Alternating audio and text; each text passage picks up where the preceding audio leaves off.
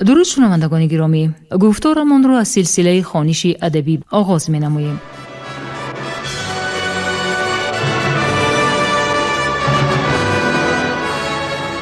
با توجه شما کتاب کسینوفونت تحت عنوان کروشنامه در ترجمه، تحریر، سرسخن و توضیحات دکتر علم‌های فلسفه پروفسور رمضان نظریف در قرائت کارمند شایسته تاجیکستان علیزاده عبدالرشید خوجمقل تقدیمتان می‌گردد. گفتار 74.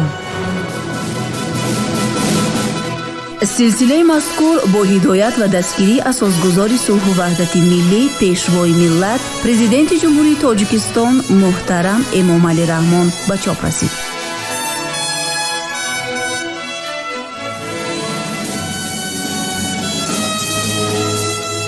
کروشنامه اثری است که تربیه سرلشکر و حاکمی آرمانی مردم فارس را در دوره هخامنشی‌ها تصویر می‌کند. آن همچون رمن تاریخی، ترجمه حالی و دستورنامه اداره‌کنی و راهبری تعبیر می‌شود. در آن در برابر هنرهای جنگی و لشکرکشی و صنعت جنگ و محاربه‌ها، همچنین دستورهای سیاسی و اخلاقی در آمیزش با قصه های مردمی، ترجمه حالی و تخیلات بدیعی تصویر می‌یابد که اکثر آنها در دایره طبقه برگزیده افین صورت گرفته است. همچنین کروشنامه درباره خصلت و سیرت کوروش بزرگ معلومات می‌دهد.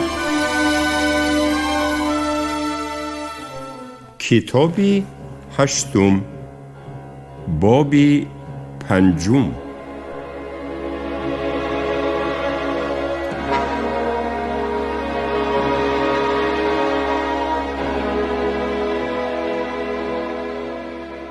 چنین گفت که اکثر و کوروش به او جواب داد: من از تو که اکثر برای پیشنهاد خویش و تبار شدنمان سپاسگزارم و هم از صاحب شدن به دخترت و هم این تحفه هایت خیلی خوشحالم، ولی میخواهم تکلیف تو را با راضیگی پدر و مادرم بپذیرم. صرف نظر از این سخنان کوروش به دختر همه تحفه های را تقدیم کرد که به نظر او می بایست که اکثر را هم دلگرم می کردند. پس از آن او به جانب فارس رهسپار گشت. نهایت به مرز فارس رسید و تمام لشکرش را در آنجا گذاشته خودش همراه دوستانش به سوی شهر روان گشت و با خود یک گله حیوانهای قربان شونده را می برد تا که آنها را تمام پارس ها قربانی نموده ضیافت آرایند. و اینچنین همراهش تحفه هایی را می برد که تقدیم آنها را به پدر، مادر و دوستان دیگرش موافق می دانست و با آنها سرفراز نمودن عملداران، مردان کهنسال و تمامی حماتیم ها را نیز ضرور می شمارید. او همچنین برای همه پارس ها و زنان پارسی هدیه ها داشت که حالا هم شاه هر دفعه‌ای که به فارس می آید آنها را تقدیم می کند. پس از آن کم 20 پارس های کهنسال ترین و آن منصبدارانی را که به آنها قدرت عالی ترین تعلق داشت گرد آورد و کوروش را نیز دعوت نموده چنین سخنرانی کرد: مردان فارس و تو ای کوروش، از روی طبیعت کارهایم من همه شما را دوست می دارم، زیرا که من برای شما پارس ها شاهم و تو کوروش پسری من هستی. از این رو من حق دارم که پیشنهادهای خود را که برای همه شما مفید می شمارم برای قضاوت عمومی پیشکش نمایم. در گذشته شما با تأمین نمودن کوروش با لشکر و به مقام راهبری رسانیدن وی تشبسکار بالاروی وی بودید و کوروش باشد همچون راهبری این لشکر با کمک خدایان برای شما ای پارس ها شهرت و شکوهتان را در تمام جهان و شأن و شرف خاصه را در تمام آسیا پهن نمود.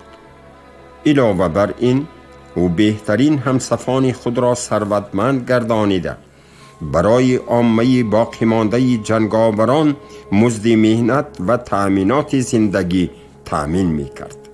نهایت با تأسیس دادن گروه جنگاوران سواره پارس ها او برتری پارس ها را در مناطق همواری تأمین نمود. از این رو اگر شما درباره عهده‌داری های متقابله چنین عقیده داشته باشید، همیشه سرچشمه نعمت های بزرگترین را برای همدیگر باقی خواهید ماند. برعکس اگر تو کروش از کامیابی های امروزه خود هوا بلند شده تصمیم گیری که به خاطر منفعت های غرضناکت به مثل خلق های دیگر بر پارس ها نیز حکمران باشی و یا شما شهروندان به قدرتش حسد برده کوشش میکنید که او را از حاکمیت محروم سازید، پس بدانید که شما در راهی رسیدن به خوشبختی بزرگترین برای همدیگر مانع ایجاد خواهید کرد. برای آنکه این حادثه رخ ندهد بلکه برعکس همه اش خوب باقی ماند، من تکلیف می کنم که شما یک جایه برای خدایان قربانی کنید و آنها را برای شاهدی دعوت نموده عهدنامه درباره آن بندید که تو کروش اگر کسی به مقابل سرزمین پارس ها به جنگ خیزد و یا برای سرنگون کردن قانونهای پارس ها تلاش ورزد، با تمام قوه به آنها کمک می رسانی و شما پارس ها اگر کسی نیتی از قدرت محروم ساختن کروش را داشته باشد و سعی می ورزد که از آن یگان قوم تابع را جدا سازد، با دعوت نخستین هم از خودتان و هم از کروش دفاع می نماید. معلوم است تا زمانی که من زنده ام قدرتی شاهی در فارس در دست من باقی خواهد ماند. اما وقتی که من می میرم عیان است که به کروش می گذرد، به شرطی که اگر او پس از من زنده باقی ماند. پس هر باری که او در کشور فارس حاضر می شود شما خیرخواهی نموده و او اجازت می دهید که برای شما قربانی کند، چنانه که من حالا این کار را به اجرا می رسانم. اما وقتی که او غایب باشد برایتان کار خیر خواهد بود که اگر کسی از میان اولاد ما یکی از احترام خدایان را به اجرا رساند که او را بهترین میشناسید. این پیشنهادی کمبیس هم از جانب کروش و هم از جانب عملداران پارس با رضایت کامل پذیرفته شد. آنها چنانی که در آن دوره این پیمان را بسته و خدایان را به شاهدی دعوت کرده بودند، تا به امروز ها نیز پارس ها چنین مناسبت را با شاهانشان نگاه داشتند. این کارها را انجام دادند. کروش باز از آنجا رفت. پس از رسیدن به ماد، از بس که رضایت پدر و مادرش را گرفته بود، کروش با دختری کیکسر که تا به حال درباره او همچون زیبا دختری غیر عادی یادآور می شوند ازدواج کرد. واقعاً بعضی ادیبان تصدیق می کنند که او با خواهر مادرش ازدواج کرده است، اما در این حالت عروس یک پیرزنی سالخورده‌ای می بود. در حال پس از توی کروش همراه همسرش به سفر برآمدند.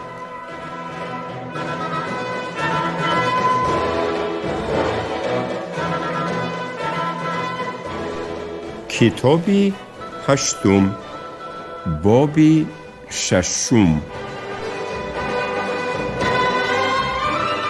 چون کروش به بابل آمد تصمیم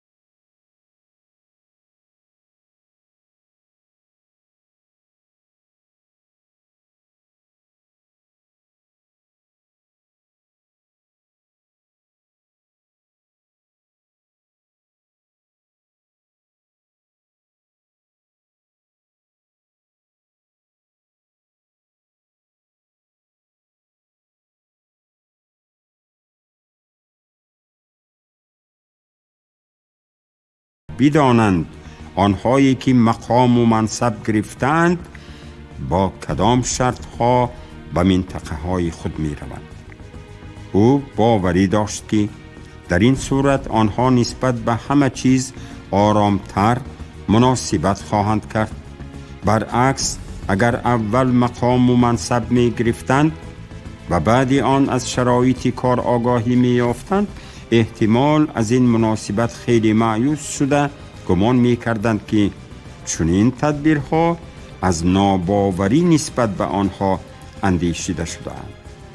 پس همه را جمع آورده به آنها گفت: دوستانم، در شهرهای ضبط کرده ما باششگاه‌های محافظان با راهبرانشان هستند که آنها را ما هنگام استیلا در آنجا باقی گذاشته بودیم.